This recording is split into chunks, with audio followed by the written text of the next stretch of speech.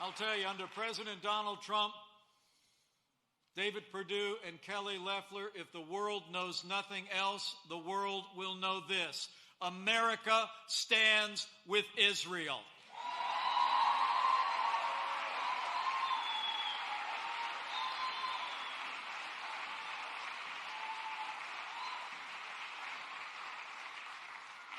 And where John Ossoff and Raphael Warnock, like the party they represent, support abortion on demand and taxpayer funding of abortion all the way up to the moment of birth,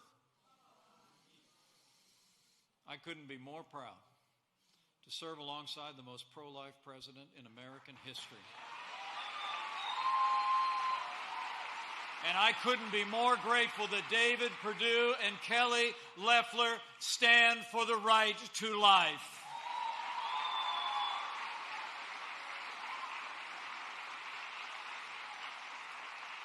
So y'all know what the stakes are here in Georgia. But if you haven't got it in focus yet, just listen to what Chuck Schumer said. He said, quote, "Now we take Georgia, then we change America." Well, I got another message for Chuck Schumer and the Washington Democrats. We're going to keep Georgia. And we're going to save America.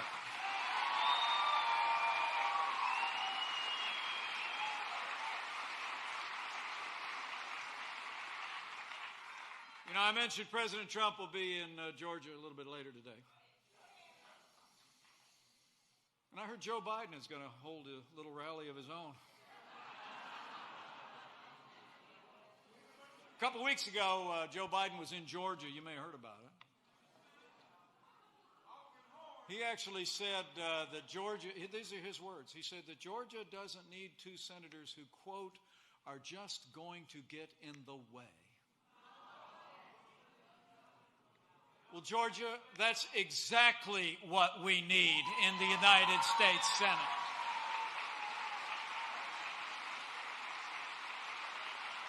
We need Senator David Perdue and Senator Kelly Loeffler to get in the way of the radical left's agenda in Washington, D.C.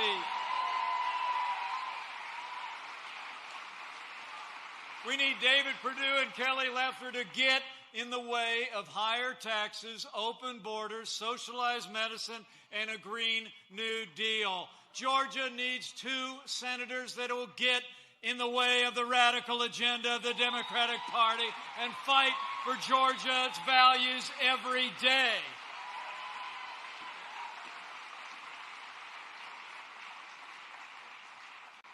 That's why we need Georgia to say no to Ossoff and Warnock and yes to David Perdue and Kelly Loeffler tomorrow, January 5. Gotta happen. To keep America great. To preserve all the progress we've made, to protect our values and our most cherished liberties. I need you to do a few things in the next 24 hours and more. First and foremost,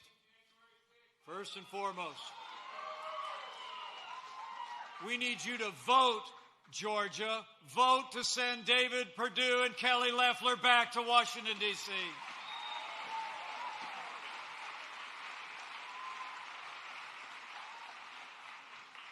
And I can tell you, our great Republican chairman in the state and our senators will tell you, we literally have thousands of people, don't we, Ralph, all across this state that are watching this time. We're on them. We're going to secure the polls. We're going to secure the drop boxes. You get out and vote tomorrow, and you vote for David Perdue and Kelly Loeffler, and be confident. And if you haven't already cast your vote, remember, if you're heading out tomorrow, friends don't let friends vote alone. Bring a family member, bring a neighbor, and vote to send David Perdue and Kelly Loeffler back to Washington, D.C.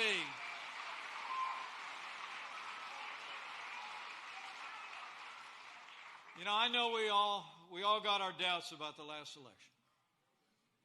And I want to assure you, I share the concerns of millions of Americans about voting irregularities. And I promise you, come this Wednesday, we'll have our day in Congress. We'll hear the objections. We'll hear the evidence. But tomorrow is Georgia's day.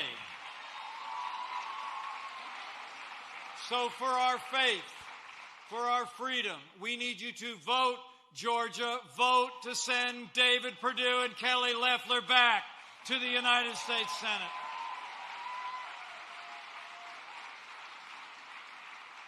You know, I actually hear some people saying, just don't vote. But men and women of Georgia, if you don't vote, they win. If you don't vote, there could be nothing stopping Chuck Schumer and Nancy Pelosi from cutting our military, raising taxes, and passing the agenda of the radical left. So for all we've done, for all we have yet to do, for our president, for our faith, for our freedoms, for Georgia and America, cast another vote for all that President Trump has accomplished. Cast a vote to send David Perdue and Kelly Loeffler back to the United States Senate.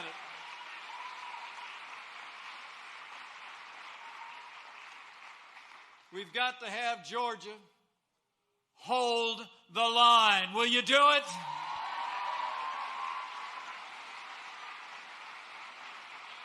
I believe you will. I believe you will because I have faith. It's like all of you. I have faith in the people of this state. The people of this state represent all that's great about this country. But family and faith and freedom. And I just know that you're going to get out. You're going to cast that vote. You're going to talk to your neighbors and friends in every hour that remains between now and when the polls close tomorrow. And tell them what's at stake in this election.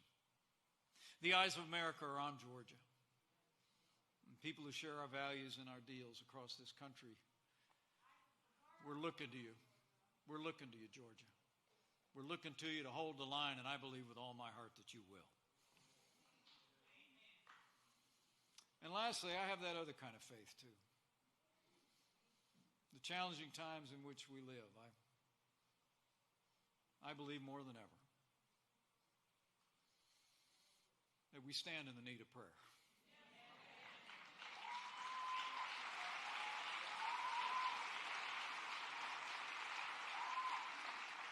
And I know that millions of Americans are joining with you in a chorus of prayer in the hours that remain between now and the close of the polls. And I just want to encourage you to practice prayer in a renewed way as we work to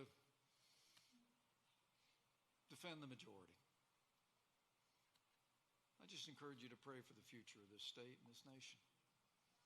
And when you pray, pray with confidence in those ancient words that Americans have clung to in much more challenging times than we could possibly imagine.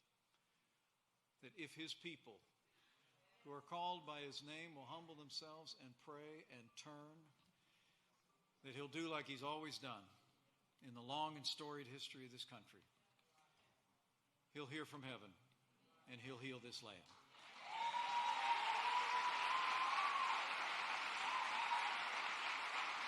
So pray, Georgia. Pray for America, for all the American people. I know it'll make a difference. And I want to thank you for letting me join you here at Rock Springs Church, and I thank you all for coming out. I really do.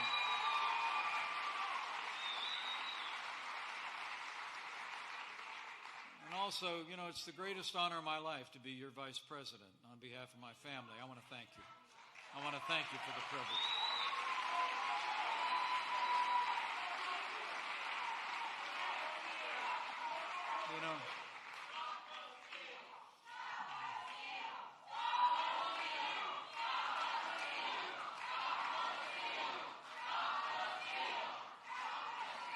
You know, I leave here today very grateful for the enthusiasm that I see and the support. And I know the president will see that today. But I can tell all of you that I was reminded recently that even when it doesn't seem that way, that God is always working.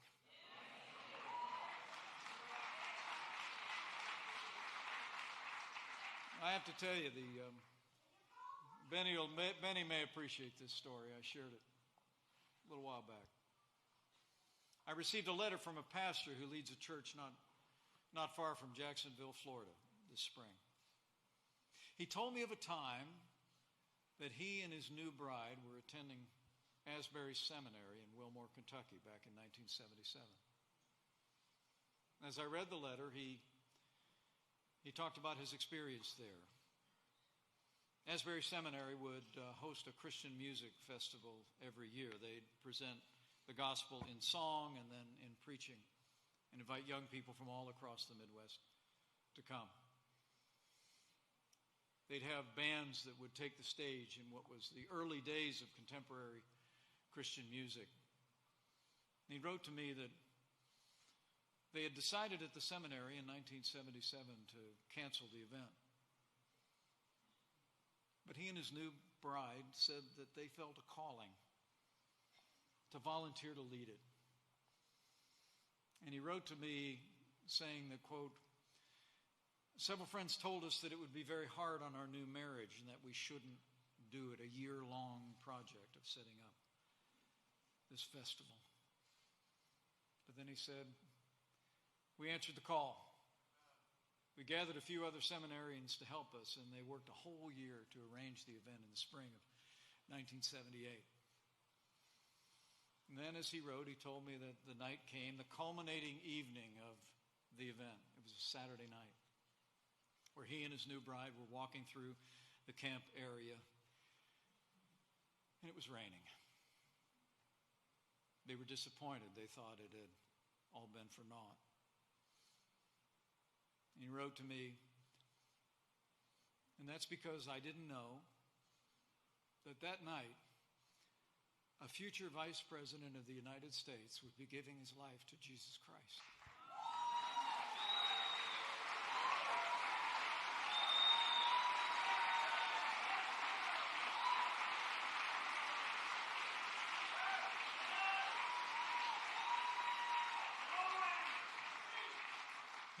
He wrote on, he said, quote, "I cannot write this without tears." And I couldn't read it without tears. Because I remember that night. Sitting on a hillside. It was raining. And it was like I heard the words for the first time. That God so loved the world that he sent his only begotten Son, that whoever might believe in him might not perish, but might have eternal life. And I stood up, 18 years young, and I walked down that night. Not out of a sense of intellectual assent, but because my heart was broken with gratitude for what had been done on the cross for me.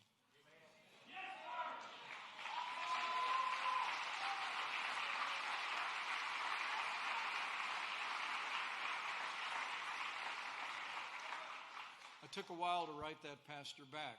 Karen and I had the chance to meet him and his wife when we were in Jacksonville a few months later.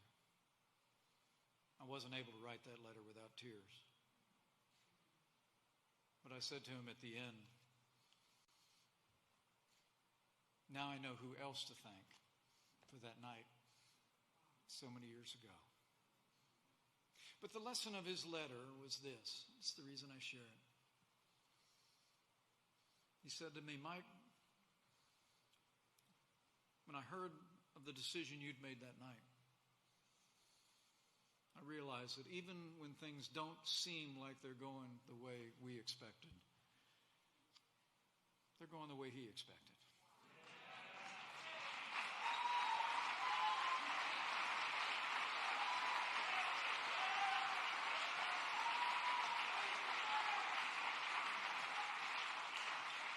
So let me say from my heart, I truly believe on the eve of this Georgia election and every day forward, that if we will hold fast to him,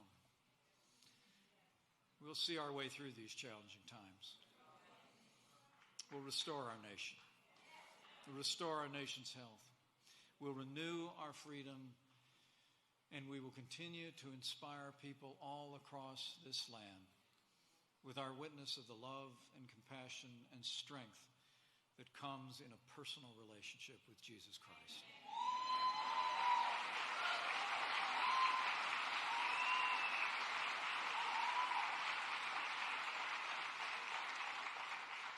We don't know what the future holds, but we know who holds the future.